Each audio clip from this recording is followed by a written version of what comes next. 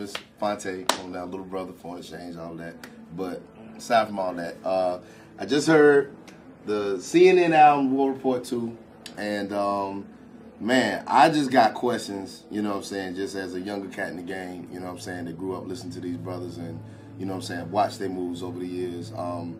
To me, man, the record, it just sounds like it's a New York record, man. Thank you. So my question to you, and Capone once he gets here, what is it that, how do you continue to feed that fire? Like, you know, being in the game as long as you have been, you know, from major label, indie label, whole nine, what keeps you going?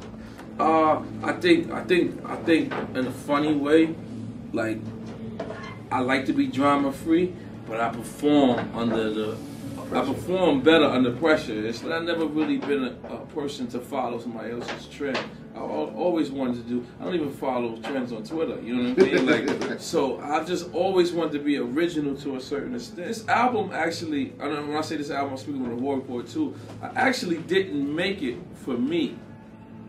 I actually made it for people who I go through the airport and say, yo, when you gonna do another War Report 2? And I'm talking about from anywhere in the world, Birmingham, Alabama, you know what I'm saying, Dusseldorf, Germany. And it's like, it's crazy because when you were young and you from the hood and you go and you make an album, you actually didn't really think about money. I didn't really think about money. I didn't think about making a classic record. I just was happy to be out the hood. Like, when War Report 1 came out, I was still on the block selling crack and shit. Like, I mean, people would drive by playing the War Report, and I actually didn't know what that meant. I thought everybody had bootlegs and shit, because I wasn't getting no money off of the part 1, you know what I mean? So when they would drive by, I'd be like, that's cool. And one day, Akinelli, you know, who's from Left Rack, he had came up to me and was like, yo, what are you doing? Like, I was like, the same shit I've been doing. And he was like, yo, B, do you know you got a LA was damn near like a #1 hit. You motherfucker T.O.N.Y. is banging, and I actually did not see it. Like, you know what I mean? So he had to be the person, and I would actually go out there and open up for Akinelli in the middle of his put in your mouth shit, and he would have bitches come on stage and, you know, fucking eat a banana and crazy shit. Then after that, I would come out, T.O.N.Y., multiply, and it was just like crazy. So, you know, that's, I guess when we tried to go back for the original, we didn't know we was making a classic, so that wasn't hard, the original.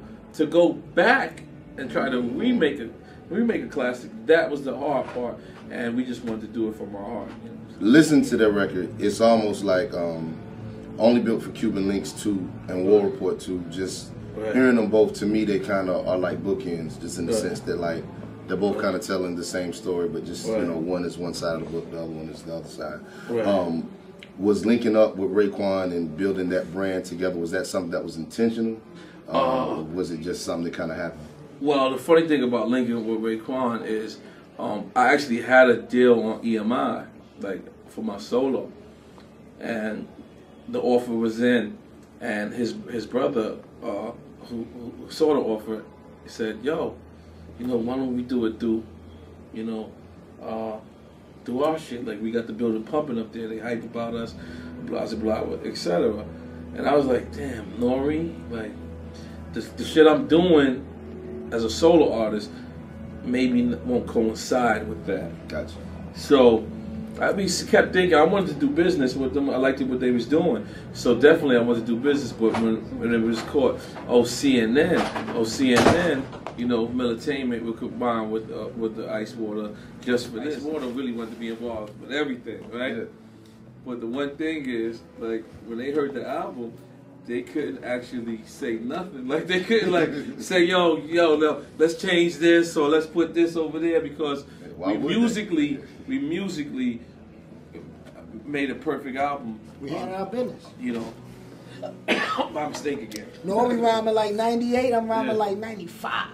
Right. You know what I mean? All the years that y'all known each other, all the stuff y'all been through personally and professionally, how is it that y'all are able to remain not only business partners and group mates, but also friends as well? I think being real with each other is always better than being fake with each other. Like, we could stay around each other, and if I don't like something he did and I ain't have to say it, then we just around for a check. You know, we're business partners. At the end of the day, I used to do that. We used to come, you know, if he did something, it ticked me off, I would just hold it, and then a month later, we'll have an argument about some shit that's happened a month before. You know what I'm saying? So you gotta know how to do that with your brother. Like, yeah, you gotta know how to do that with your brother. It's just like, you know what I'm saying? Like, you gotta address when you have a friendship, you got a business partners, and you rap partners. You gotta address it immediately when you know what I mean. You on that bullshit, baby. You know what I'm saying? And vice versa. It's not like I'm an angel. You know I have flaws. So that's what actually makes you stronger. Not lying to your friend and you know, it's all good. It's all good. Nah, nigga, it's not. It's not. So I check him. He checks me, and then it checks everything else in line. Right. Like, why when I'm 50, I can't go perform LA, right. and motherfucker, y'all don't want to fuck with us? Because you going to be 50. Right. You was 20 when I was 20.